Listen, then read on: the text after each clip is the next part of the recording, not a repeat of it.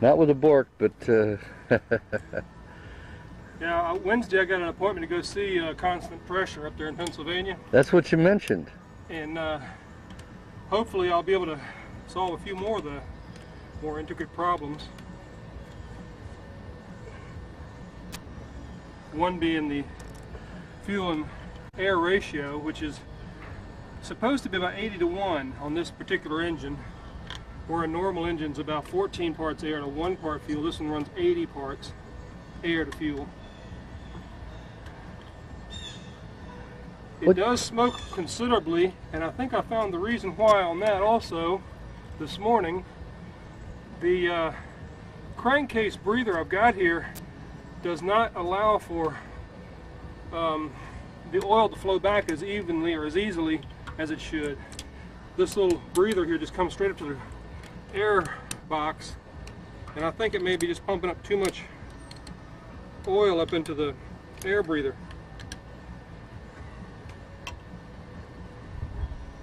What got you interested in the Bourke in the first place? You mean at Bourke? Yeah. Well, I have read about one of the engines once before in a Popular Mechanics, and I thought, gee, that'd be really interesting to make one of those. It sounds pretty easy, just a 2-cylinder upper and a 4-cylinder lower. And when I started working on this one, I thought it'd be a cakewalk, you know, something really easy to do. And once I get into it, I got to see exactly how complex this particular engine is, but it's a very simple engine in its complexity. There's only 3 moving parts inside the crank case. What did you make your seals out of? The end seals for the crank are bought. They're one size underneath an 1.5 inches. So they're 1 inch and 7/8, I mean inch and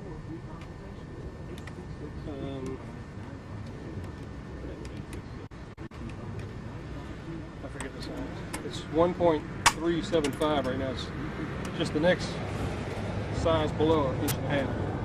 But we bought those because we could.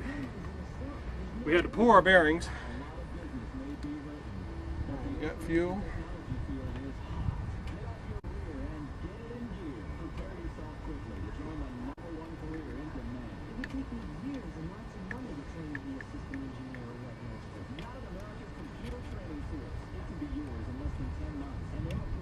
How's your trip so far, Huck? Well, I just came from Williamsburg, and of Right. course had to fight my way through the tunnel traffic. That's par for the course, isn't it? Well, I guess so. I'm not used to it, but I guess I'll get used to it.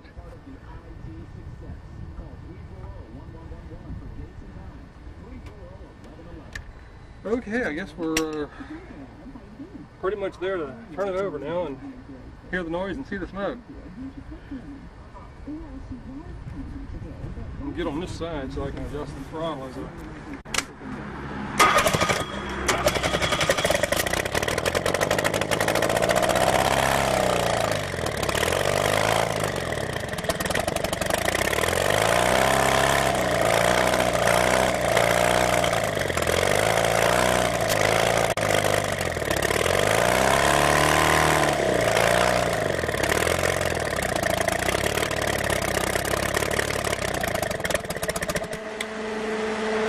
Considerably better than it ran last time I saw it. It ran this time. Yeah. It just didn't sit there and spit and sputter. Well, I've got some video of it spitting and sputtering, so when I put this together for you, you'll get a little shot of both. Great. If you would do that, that'd Oh, be yeah. fantastic. Yeah. Here's the key. I got a degree wheel off an old Volkswagen, Mm-hmm. Ah. and a friend of mine suggested that. I was over there explaining the engine to him while I was cutting down some of the trees in his yard. He said, have you degreed the crank? And I said, oh, I know its timing is right. I said, I've checked it 100 times. He says, well, in order to really do it, you put a degree wheel on there, then you know where you're at. I said, I've got an old degree wheel. I'll go in the machine shop, punch it out to 1 475, inch, slid it on there, and immediately I noticed that it was not where it should be. So I looked at it, looked at the points, and when I rotated around where the points opened up, it was 15 degrees after top dead center. That means it was 30 degrees total off. So I loosened up the screws on the points plate, slid it back 30 degrees, tightened it down, hit the starter, and she ran. Yes. simple things, you know, just the simple things. But this is just the beginning. It's going to have to be a lot more refined, because as you can see, it's smoking, and that's because of the excess oil getting to the rings. And I've got to bring the ring openings to either side and pin them on the piston. That'll allow the slots not to rest right underneath that oil hole if that's what they're doing and picking too much oil. It'll also provide making sure that I've got good compression, because both gaps will be exactly opposite, but they'll also be in an area where they won't ever hit the openings for the porting. Right now they're able to float, and if they hit that porting and snap or break, then I'll be in trouble. A few other things, you know, tighten up the oil galleyway a little bit more. I've already gone down from an 1/8 inch down to a 1/16. I may have to go a little smaller because it's lubricating so well. After I assault that problem, the man up in New Jersey has got a injector right here and here on his, and he's injecting right down into the manifold, which goes right into the head. I mean, right into the sleeve. And I want to talk to him about direct head injection right in here, because that way the piston can come up and close off all the porting, and then it'll be injecting it into the cylinder and nothing will go out the exhaust. I got a diagram, let me get that for you. Better not, but there's his engine. Looks good, doesn't it? Well, I've been on about 4 websites. The one this is the constant pressure website, and this is the one he's got. I didn't think much of theirs. He's got one in a dynamo there. He's checking it out. Did you look at the Bourke engine website? Not yet. Do it, because they've got an animation on the engine. That's the first time I actually understood how the mother works. Well, there's a cross section. In fact, what they've done is essentially is to take this drawing and just move it around. Well, they've animated the pistons and the crank. That's excellent. They do stop motion. No, it runs on while you're watching it.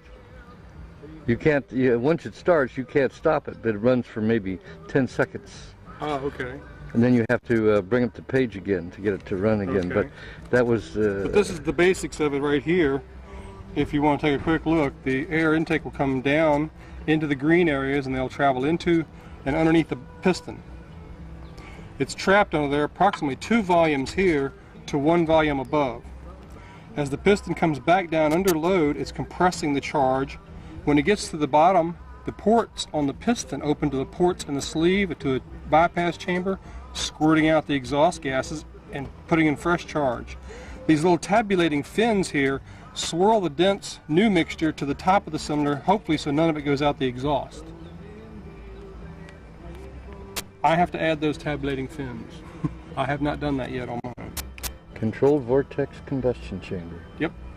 Also, these should be a hemispherical, not flat like they're shown. This is for the 400 diesel that he was working on, and completed 12 of them, then everything disappeared. But the original 30 cubic inch had a domed head on it and a domed piston, which facilitated the up and over charge and recharge. All right, is your next project going to be a 4? I'm going to try to talk constant pressure, yes, because I'd like to work with them to create a diesel engine for the automotive and, for the tractor trailer and bus industry. Because I think the 400 cubic inch is the way to go for efficiency. You won't have any nitrous oxides coming out the exhaust pipe, and that's what kills a lot of engines today, is all the O2 stuff that comes out. Carbon monoxide, nitrous oxide, sulfur dioxide, all those oxides.